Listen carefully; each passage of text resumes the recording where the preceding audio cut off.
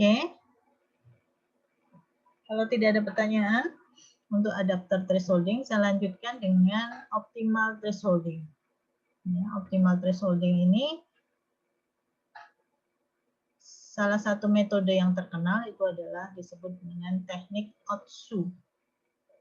Ini nama dari penemunya, itu Otsu.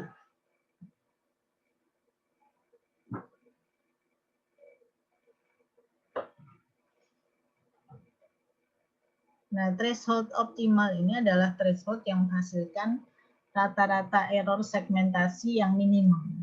Artinya, selisih antara hasil segmentasi yang sebenarnya dengan hasil segmentasi yang dihasilkan oleh metode ini diminimumkan sekecil mungkin. Nah, teknik Otsu ini dia memaksimalkan kemiripan yang akan dapat memisahkan antara objek dengan background-nya. Metodenya bisa dilihat di sini. Yang pertama,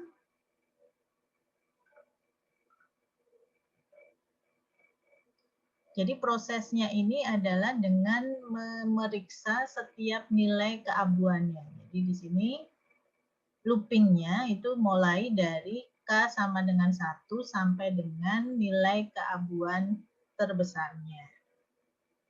Nilai keabuan terbesarnya kalau kita menggunakan 256 ya 255.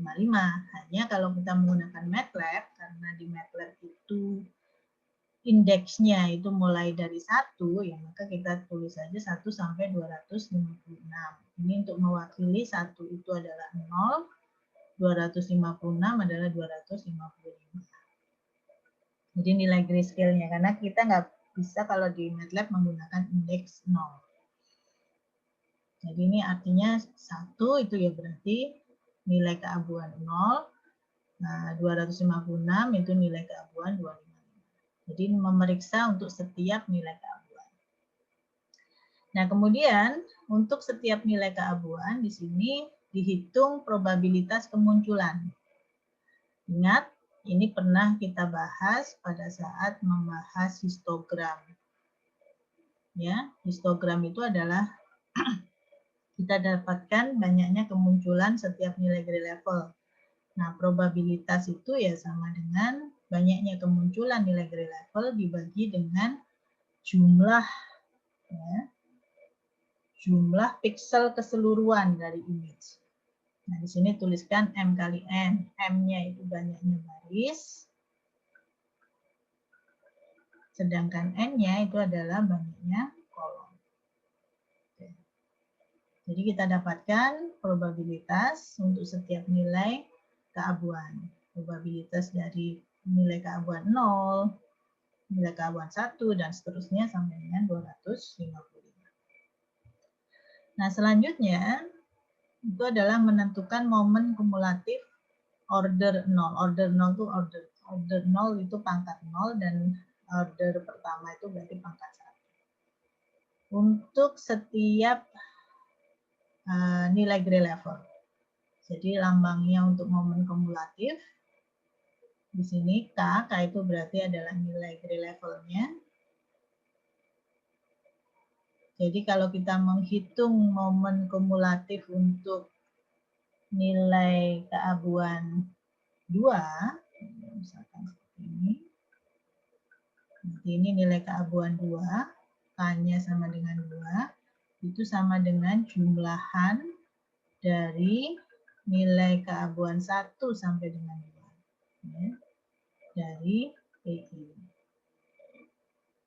Jadi sama dengan P probabilitas 1 ditambah probabilitas 2. Tapi ingat 1 di sini itu mewakili P0 ya, mewakili nilai keabuan 0. P2 ini mewakili nilai keabuan 1. Jadi untuk amannya kita bisa min kurangkan dengan 1.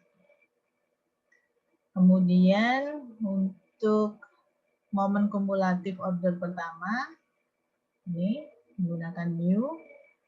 Caranya hampir sama, hanya di sini dikalikan dengan nilai keabuan. Jadi sebenarnya momen kumulatif order 0 ini sama seperti mencari nilai rata-rata, sedangkan momen kumulatif order pertama, ini yang 0 ini rata-rata, yang pertama ini dia varians. Ya, kemudian menghitung total min dari setiap levelnya.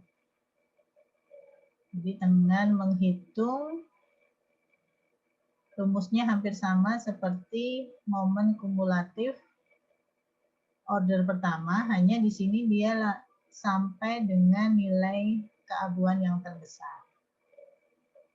Jadi kalau ini kan tidak ini, kalau ini dia sampai dengan nilai ke K. Ya, kemudian setelah itu dihitung varian untuk setiap kelas. Varian untuk setiap kelas ya kita hitung dari momen kumulatif order pertama, total min level dikalikan momen kumulatif order 0 dikurangi dengan momen kumulatif order pertama dikuadratkan dibagi dengan momen kumulatif order ke 0 dikalikan 1 dikurangi momen kumulatif order ke 0. Jadi didapatkan dari variabel-variabel yang kita hitung sendiri. Ya, kemudian optimal threshold itu kita dapatkan dari ini kan nanti dihitung per kelas. Jadi untuk K sama dengan 1, ya, K sama dengan 2, ini semua dihitung sampai dengan K sama dengan 256. Nah, dari sini mana yang paling maksimum? Jadi kita dapatkan, misalkan yang paling maksimum itu adalah untuk K sama dengan 100 gitu ya. Maka threshold-nya itu sama dengan 100 tersebut. Yaitu metode optimasi dengan menggunakan Otsu. Ini contohnya, kita lihat. Ini resolusi spasial 5x5, L-nya 16. Kalau kita melakukan proses dengan Otsu, berarti K-nya itu mulai 0, 1, 2 sampai dengan 15. Kita hitung probabilitas kemunculan untuk setiap nilai P0. P0 di sini ada 5, 1, 2, 3, 4, 5. Dibagi dengan total piksel keseluruhan adalah 25. 5 per 25, P1-nya ini ada 1, berarti 1 per 25, P2-nya 1 juga, P3-nya 2, nah ada 3, berarti 3 per 25 dan seterusnya. Ya, itu menghitung probabilitasnya. Setelah itu hitung kumulatif order ke 0. Jadi untuk nilai grayscale 0 berarti sama dengan P0. Nilai grayscale 1 ya P0 ditambah P1. Ini mirip seperti pada saat kita menghitung dengan histogram ekualisasi. Ya, setelah itu kita hitung kumulatif order pertama. Jadi tinggal kalikan dengan nilai gray level. Hampir sama, hanya ditambahkan dengan perkalian dengan nilai gray scale-nya. Nah, setelah itu dihitung nilai mu totalnya. Ini sampai dengan nilai terbesar. Berapa? Nanti kita hitung. Setelah itu kita hitung nilai varian untuk setiap kelas. Dengan rumus yang tadi saya jelaskan. Oke. Nah, dicari mana yang paling besar. Misalkan yang paling besar adalah ini. Dari hasil di sini, ini bukan B, tapi B. Nah, kalau sudah ketemu, yang paling besar adalah nilai yang di sini, maka threshold-nya adalah 5. Sehingga kita bisa melakukan segmentasi dengan menggunakan threshold 5. Jadi yang lebih besar dari T jadikan 1 misalkan, yang kurang dari T dijadikan. Nah, kelebihan dari Otsu ini apa? Jadi kalau kita lihat perbandingannya, kita menggunakan contoh di sini. Ini kalau menggunakan global threshold, itu hasilnya 160. Sedangkan kalau menggunakan Otsu threshold, hasilnya 127. Ya. Perbedaannya kalau kita perhatikan, kalau kita menggunakan global threshold, ada bagian-bagian yang tidak bisa kita dapatkan. Contohnya adalah, ini kalau kita lakukan proses segmentasi untuk mendapatkan bentuk wajah orang. Bentuk wajah orang itu kan harusnya ini nyambung. Ya. Kalau menggunakan global threshold, ini bentuk wajahnya tidak bisa terambil dengan baik. Tapi kalau kita menggunakan Otsu, nah ini karena dia tersambung di sini, meskipun dia tidak terlalu bagus juga. Tapi ini kalau kita gambarkan bentuk wajahnya, ini bisa diperoleh dengan baik. Seperti ini. Dibandingkan kalau kita menggunakan global threshold. Ya.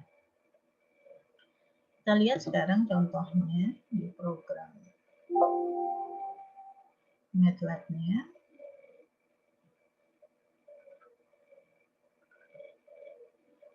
Ini Otsu. Jadi cara hitungnya sama. Jadi untuk menghitung kemunculan kita bisa menggunakan IMHIS ya, sehingga kita bisa menghitung P, probabilitas. Jadi kita coba. Kita menggunakan gambar yang ini. Pertama kita hitung banyaknya kemunculan dari setiap nilai gray levelnya. Kita menggunakan image histogram. Jadi ini juga sudah pernah saya jelaskan pada saat menjelaskan histogram. Nah, ini hasilnya adalah banyaknya kemunculan untuk setiap nilai gray level. Nah, kalau menghitung probabilitas ya tinggal banyaknya kemunculan dibagi dengan banyaknya piksel keseluruhan. Banyaknya piksel keseluruhan bisa kita dapatkan dari ukuran image-nya. Banyaknya baris kalikan banyaknya kolom. Sehingga kita dapatkan nilai P-nya. Ini kalau mau dilihat,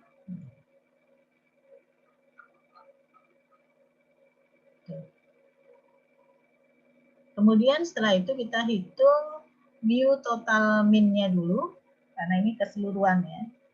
Kita dapatkan keseluruhan, mulai dari 1 sampai dengan L. L-nya adalah 256.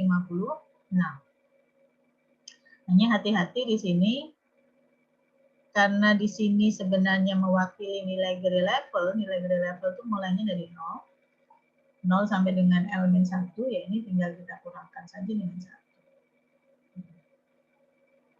Untuk nilai gray levelnya. Rumusnya kan ini.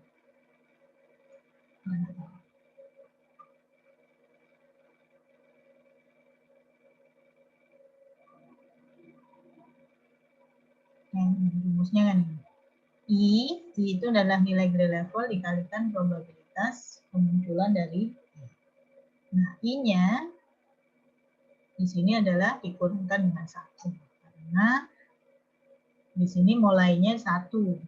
Nah, 1 padahal harusnya mulainya adalah 0. Oke, setelah itu kita dapatkan mu total. Nah, baru kemudian kita hitung indeks momen kumulatif order 0 dan momen kumulatif order pertama. Nih, momen kumulatif order 0 dan momen kumulatif order pertama mulai dari K-nya 1 sampai dengan K. Ini juga sama. Pada saat kita menggunakan nilai gray level, kita kurangi dengan 1. Nah, setelah itu kita hitung yang terakhir adalah ini. Varian untuk setiap kelas. Varian kita masukkan saja ke rumusnya. Nah, nanti kita akan dapatkan nilai varian. Kita stop di sini. Nah, kita lihat variannya ini. Ini banyak not a number. Not a number itu berarti pembaginya itu 0 ya. Karena ada yang tidak ada. Tapi tidak masalah karena yang kita ambil nanti adalah nilai yang terbesar. Nah, ini kita dapatkan dari varian tadi kita ambil nilai yang terbesar. Nilai terbesarnya adalah ini, yaitu 2623. Ya. Ini posisinya dia adalah miliknya T. T-nya adalah 166. Artinya threshold-nya nanti kita dapatkan adalah sama dengan 166. Artinya nilai terbesar ini miliknya nilai grade level yang ke 166.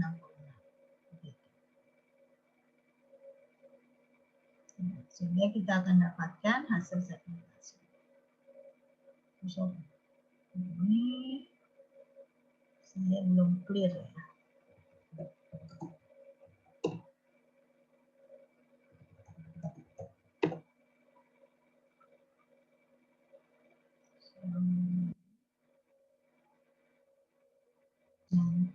Ini adalah hasilnya.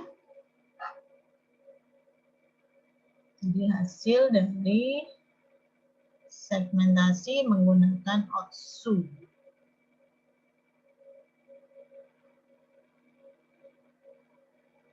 Ada pertanyaan sampai di sini?